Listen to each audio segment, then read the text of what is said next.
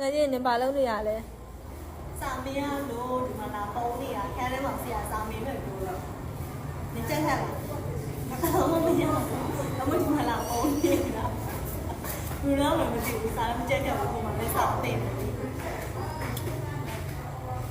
ပုံးနေရတယ်အဲ့လာမှာငါ